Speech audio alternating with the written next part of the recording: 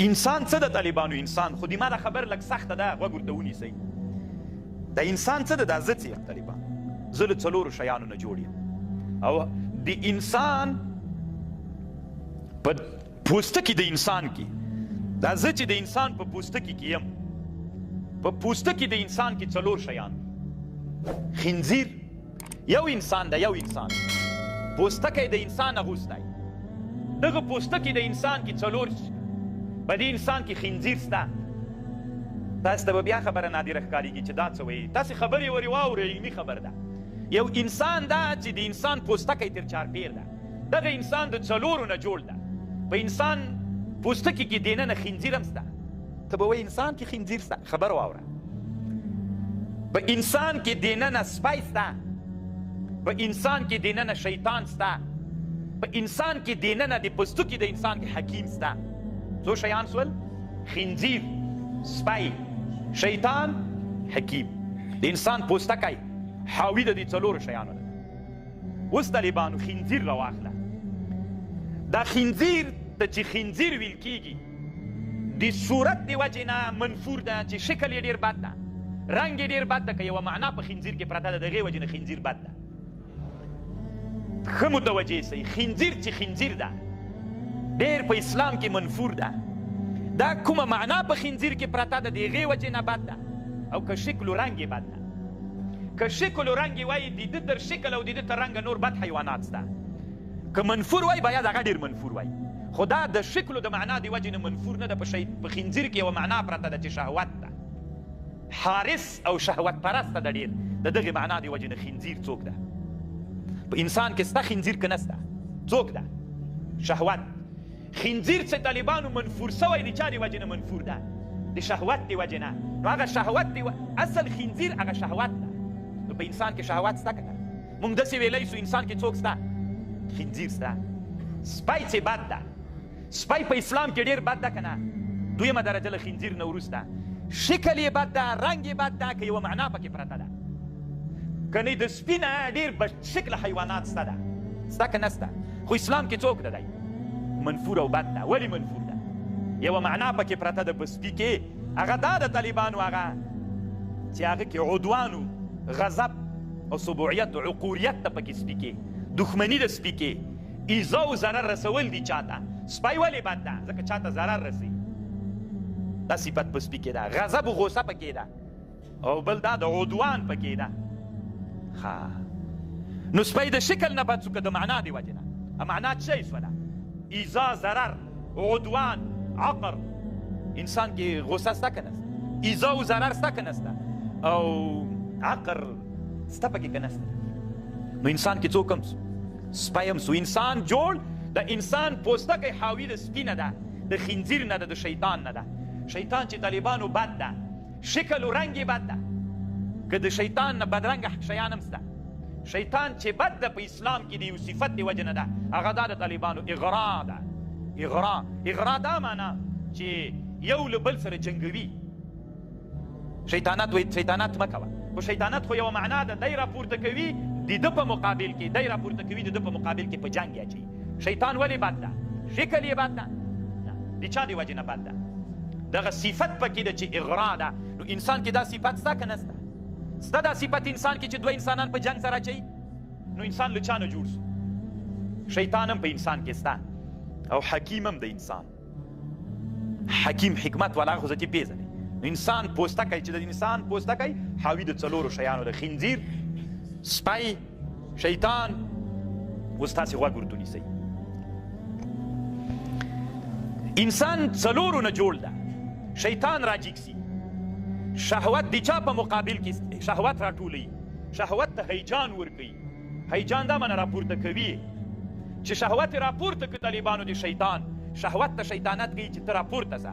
نو چې راپورته یې که حکیم لاندې کوي، ځکه انسان کې یو صفت حکیم ده. نو حکیم یې چې لاندې که چې عقل د طالبانو شهوت چې انسان باندې غالب سو، عقل یې څوک؟ نو د عقل د مقتضا خلاف کارونه کوي. شیطان راجګیږي طالبانو په انسان کې. غضب او شهوت کله کله ټیټ وي طالبانو، که نه اګیرا پې ټیټ وي، خو شیطانت کې شهوت راپورته کي، کله غضب راپورته کي.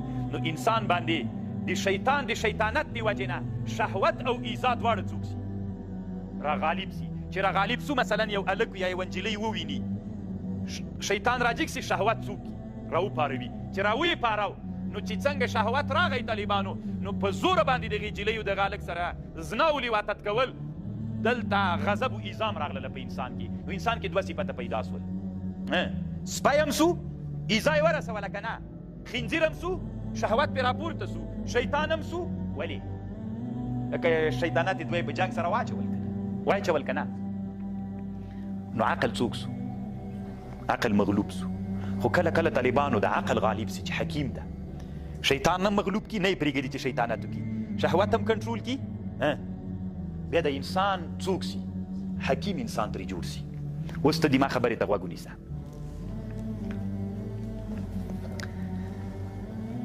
کله چې یو انسان ته د حقیقت معلوم سي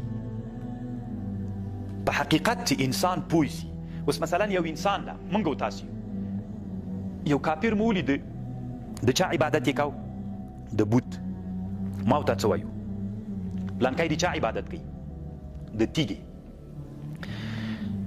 سخت بد را باندې لګېږي چې دی ولې د تیږې عبادت کوي کافر ده د تیږې عبادت کوي تیږې ته سجده کوي خو الله عز وجل د تا دا علم طالبان امام غزالي په احیاء العلوم کې یوه خبر کوي دی دوه علوم وایي یو ته دی علم د معاملې وایي یو ته علم د مکاشفې وایي دی وایي انسان یو علم د معاملې د علم د معاملې موږ او تاسې چې کوو یو علم د مکاشفې د انسان ته الله داسې مرتبه کله کله ورکوي طالبانو چې دا شیان حقیقت ورته په سترګو ښکارېږي دې ته دی علم د مکاشفې وایي دی څه وایي امام غزالي صاحب وایي ته خو هغه ته وایې چې ته د تیږې عبادت کوې که الله تا ته حقیقت او مکاشفه باندې یا په خوب کې یا په کشف تا ته دا در معلومه کړي چې کله د تا شیطان تا د حیلې او چلونه درښیي چې هغې جلۍ سره داسې وکړه داسې چل ورسره وکړه یا پلانکي مسلمان سره داسې چل وکړه چلونه درښیي ټول عمر د تا په چلونو کې تیر سي ته فکر وکړه څومره د حکمت نه ډکه خبرې امام غزالي کوي وی که الله تا ته دا در وښیي بیا یې په خوب کې در وښیي دا د تا چلونه که تا ته خوب کې د تا چل در وښیي دا چل څوک ده شیطان خو ته به د چا عبادت کوې د شیطان دا خو ګوره هلته چې بل سړی ولي د تیږې عبادت یې کوي تا ویلې چې څه سپک سړی د تیږې عبادت کوي خو دا ته چې مثلا تا ته هر وخت تا ته خو جوړ له شیطان نه وي که د تا شیطان راجګ سي تا ته د مسلمانانو په ضد چلونه درښیي لکه د شیطان مکر و فریب هم د شیطان کار ده که نه چلونه درښیي او ته د شیطان دا چلونه ټول مخته وړې که الله دا تا ته مصور کړي په مکاشفه باندې نو ته به د چا عبادت کوې که په کشف تا ته معلوم سي ته بیا د چا عبادت کوې د شیطان نو هغه کافر خو له تا نه دومره ښه و چې د تیږې عبادت یې کوه ته د لوی کافر شیطان عبادت کوې نه پوهېږم پوه شوئ تاسې که نه که ته الله تا ته دا در وښیي مثلا د تا شهوت راوپارېد چې راوپارېد ټول عمر ته ناروا پسې ګرځې فحشا و منکر پسې ګرځې ټول عمر داسې انسانان مو لیدلي چې ټول عمر فحشا و منکر پسې ګرځي داسې انسانان مو لیدلي چې ټول عمر د انسانانو اذیت و ضرر پسې ګرځي دغه انسان چې ټول عمر چا پسې ګرځي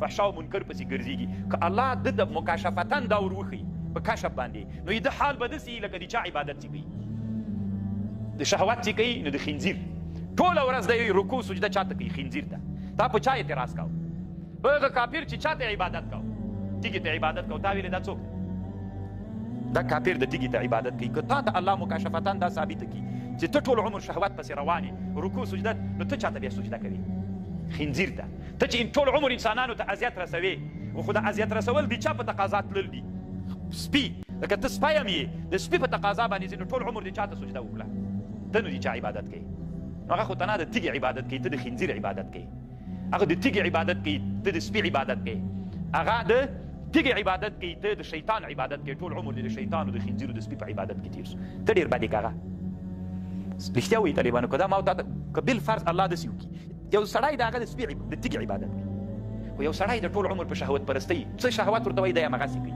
نو خدای د چا عابد سو شهوت موږ چاته ویلي خنزیر ته نو خدای ټول چې خنزیر څه ورته ویلي دی همغه کارونه کوي نو چې همغه کارونه کوي نو خو هغه ته بوت ویلي چې ما ته سجده وکړه دی وایي ده ته څوک خنزیر ورته وایي نو چې دی د خنزیر ټولې خبرې مني خو دي که دا حالت ته په خپلو سترګو وینې تا ته یې مکاشفتن الله معلوم کړي چې خنزیر ولاړ ده چې څه درته وایي رکوع راته وکړه ته رکوع ورته کوي چې سجده راته وکړه سجده درته چې داسې راسه داسې ټول عمر د چا خبر مني خو ته د چا عابد سولې هلته دې هغه ته ویلي چې د تیږې عابد یې ته خپله د خنزیر عابد یې د خنزیر او د سپي او د شیطان عبادت دی. رښتیا وایي طالبانو که الله عز وجل موږ داسې مرتبې ته ورسوي لکه امام غزالي رحمه الله چې وایي چې د معاملې نه مکاشفې ته وځو، ما او تا په حقیقت کې دا ووینو چې د شهوت پرستۍ د فحشا او منکر پسې ټوله ورځ ګرځېږو او دا الله موږ ته داسې د یو معنا په صورت باندې متصور کړي، نو موږ به د چا عابدین ښکاره سو، د خنزیر او د سپي. نو الله عز وجل دې تلې او چې دغه مرتبې ته موږ ورسېږو چې په بل رات کوو چې او د تیږې عبادت کوي، خپل ځان ووینو چې د خنزیر عبادت کوو، نو راشاته کېږو که مخته ځو؟ راشاته کېږو. بیا ځان راته سپک ښکارېږي چې او د خنزیر عبادت کوي، نو دا څه وخت سړی پې باندې پېژندل کېږي چې سرداب له راوځي. سخت خوندور بحث یې کړی طالبانو. الله عز وجل دې د په حال باندې رحم وکړي. نو الله دې وکړي چې انشاءالله تاسې د ما په خبر باندې پوه سوي هم دومره بس ده.